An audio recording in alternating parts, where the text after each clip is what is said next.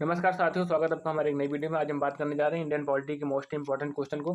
ठीक है, इसमें आपको 30 क्वेश्चन बताऊंगा जो बहुत ही इंपॉर्टेंट, जो अक्सर हर एक एग्जाम में पूछे भी जा सकते हैं। चलिए, हमारा पहला क्वेश्चन है कि मुख्य चुनाव आयुक्त को पदच्युत किया जा सकता है। ठीक, किस आधार पर मुख्य चुनाव आयुक्त को पदच्युत किया जा सकता है?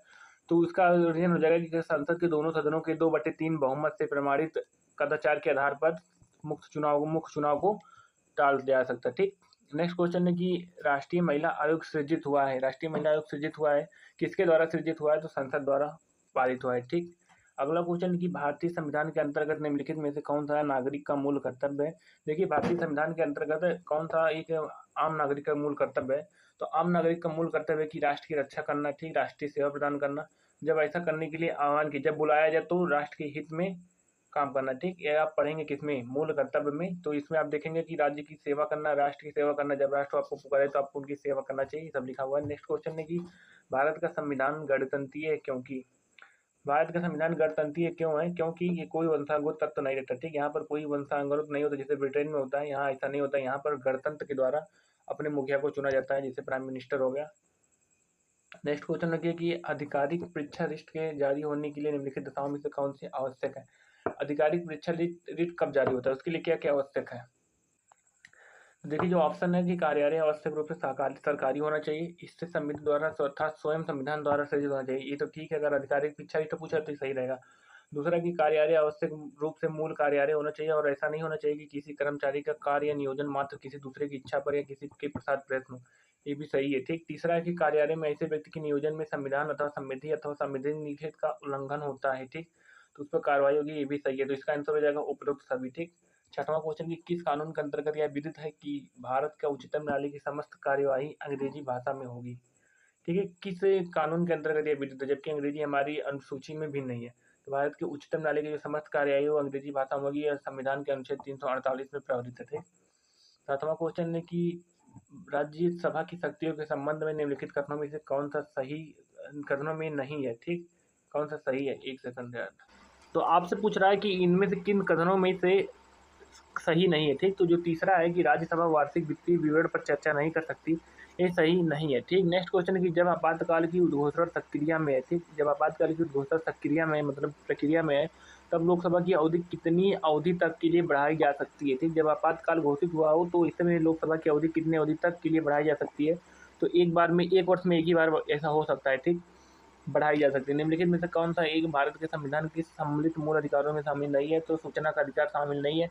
10वां क्वेश्चन है कि निम्नलिखित में से कौन सा एक भारत के नागरिक का मूल कर्तव्य नहीं है? भारत के नागरिक का मूल कर्तव्य क्या नहीं है इसमें? परिवार नियोजन अपनाने एवं जनसंख्या नियंत्रण करना, ये भारत के नागरिक का मूल कर्तव्य नहीं है। ठीक, नेक्स्ट क्वेश्चन है कि निम्नलिखित रीटों में से किस एक का एक अक्षरथा अर्थ शरीर आपके पास लाया गया? देखिए, शरीर आपके पास लाया गया आपको हाइबियस कार्पस। ठीक, हाइबियस कार्पस में आपको लिखा हुआ है, हाइबियस कार्पस को हिंदी में बोलते हैं बंदी पक्षीकरण। ठीक, नेक्स्ट क्वेश्चन है कि अनुसूचित जातियों एवं अनुसूचित जनजातियों के लिए आरक्षित निर्वाचन क्षेत्र का परिसीमन एवं निर्वाचन क्षेत्रों का निर्धारण किसके द्वारा होता है? देखिए, आरक्षित निर्वाचन क्षेत्र का परिसीमन और निर्वाचन क्षेत्रों का परिसीमन निर्वाचन आयोग एवं परिसीमन आयोग की सहायता से होता है। ठीक, ये सब जो मैं आपको बता रहा हूँ, ये जो रीट वाला हो गया, इसका भी वीडियो मैंने आपको बताया, अपने चैनल पर बना दिया है। ये सब मैं आपको बता चुका हूँ, मैं आपको सॉल्व करा रहा हूँ। ठीक, जितना मैंने आपको पॉलिटी पढ़ाया है उससे जो क्वेश्चन उठ सकते हो मैं आप सबको बता रहा हूँ। ठीक है, क्योंकि सब मैं करा चुका हूँ। और नेक्स्ट क्वेश्चन देखिए, भारत के संविधान में निम्नलिखित में से किस उपबंध को भारत सरकार द्वारा शुरू किए गए राष्ट्रीय सामाजिक सहायता कार्यक्रम द्वारा पूरा किया गया है? तो मूल अधिकार को और राज्य के नीति निर्देशक तत्व को भारत के सरकार द्वारा इसको पूरा किया गया। ठीक, निम्नलिखित कथनों पर विचार कीजिए। भारत के केवल 2 संघ राज्य क्षेत्रों में विधानसभाएं। ठीक, भारत के केवल 2 संघ राज्य क्षेत्र में विधानसभाएं। हाँ, ठीक है, देखिए, भारत के 2 ही ऐसे संघ शासित प्रदेश है जिनका राज्यसभा में, विधानसभा में अपना एक जगह है। ठीक, नेक्स्ट है, ये सही है। ठीक, नेक्स्ट है कि भारत के तीनों उत्तरी पूर्वी राज्य मिजोरम, नागालैंड और मेघालय प्रत्येक का लोकसभा में केवल एक ही का स्थान है। नहीं भैया, ये तो गलत है। तो ऑप्शन एक सही हो जाएगा, केवल एक। ठीक, 15वां क्वेश्चन है कि राज्यसभा में राज्यों का स्थान किस प्रकार दिया गया है? कि जनसंख्या के अनुसार दिया गया है। 16वां क्वेश्चन है कि संविधान की व्याख्या में उद्देश्य का उपयोगी है क्योंकि वह संविधान निर्माताओं के वास्तविक लक्ष्य और लक्ष्य दर्शन को सम्मिलित करती है। 17वां क्वेश्चन है कि निम्नलिखित में से कौन सा एक भारतीय लोकतांत्रिक मॉडल की धारिता की विशेषता नहीं है? धार्मिक आर्थिक विकास, विशेषकर 1990 के दशक के बाद। नेक्स्ट क्वेश्चन है कि भारतीय संसद की निम्नलिखित में से किस एक समिति में राज्यसभा का कोई सदस्य नहीं होता? तो प्रकरण समिति में भारतीय संसद की कोई भी समिति नहीं होती। नेक्स्ट क्वेश्चन है कि भारत में निम्नलिखित में से कौन सा संवैधानिक निकाय नहीं है? इसमें से कौन सा संवैधानिक निकाय नहीं है? तो राष्ट्रीय मानवाधिकार आयोग एक संवैधानिक निकाय में नहीं आता। निम्न में से किस देश ने घरेलू राजनीति के प्रयोजन हेतु पंचशील के सिद्धांतों का पुनः परिभाषित किया? देखिए, घरेलू राजनीति के प्रयोजन के लिए अभी चाइना ने किया हुआ है, ठीक। नेक्स्ट क्वेश्चन है कि भारत के संविधान के अधीन नागरिकों के लिए निम्नलिखित में से कौन सा मूल कर्तव्य है? नागरिकों के लिए मूल कर्तव्य क्या क्या है? कि राष्ट्र की रक्षा करना, तो राष्ट्र की सेवा प्रदान करना, जब राष्ट्र आपको बुलाए तो राष्ट्र की सेवा करना, ठीक। इसका सही आंसर सी हो जाएगा। भैया कि भारत में उच्च न्यायालय के न्यायाधीश को पद को कौन सा पद दिलाता है? देखिए, जो भारत में उच्च न्यायालय के न्यायाधीश होता है उनको कौन सा पद दिलाता है? तो राज्य का राज्यपाल दिलाता है। उसे देखिए, अगर आप कहीं पढ़ेंगे तो कहीं आप सब जगह देखेंगे कि उच्च न्यायालय के जो न्यायाधीश होता है उनको हाई कोर्ट का मुख्य न्यायाधीश भी शपथ दिलाता है। ये कब दिलाता है? भारत के राष्ट्रपति के पूछने के बाद करता है, ठीक। भारत का मुख्य न्यायाधीश भी करा सकता है, ठीक। लेकिन देखिए, अगर उच्च न्यायालय क्या होता है? उच्च न्यायालय स्टेट के लिए होता है, ठीक। अगर आप स्टेट में किसी का चयन करेंगे तो आपको राज्य के राज्यपाल की एक बार उससे बात करनी पड़ेगी, ठीक। तो जो शपथ दिलाता है राज्य का राज्यपाल ही दिलाएगा। इसका जो सही आंसर हो जाएगा राज्य का राज्यपाल भी हो जाएगा। तो ऐसे में अगर आपको क्वेश्चन है तो आपको कन्फ्यूज नहीं होना है, क्योंकि अक्सर सब लोग कन्फ्यूज रहता है कि राष्ट्रपति दिलाता है, मुख्य न्यायाधीश दिलाता है या मुख्य न्यायाधीश दिलाता है। तो आपका आंसर क्या रहेगा? अगर उच्च न्यायालय के न्यायाधीश को रहेगा तो राज्य का राज्यपाल ही दिलाएगा। नेक्स्ट क्वेश्चन है कि केंद्र और राज्यों के मध्य विवादों की निस्तारण की भारत के सर्वोच्च न्यायालय की शक्ति किस अधिकारिता के अधीन आती है? तो आरंभिक अधिकारिता के अधीन आती है।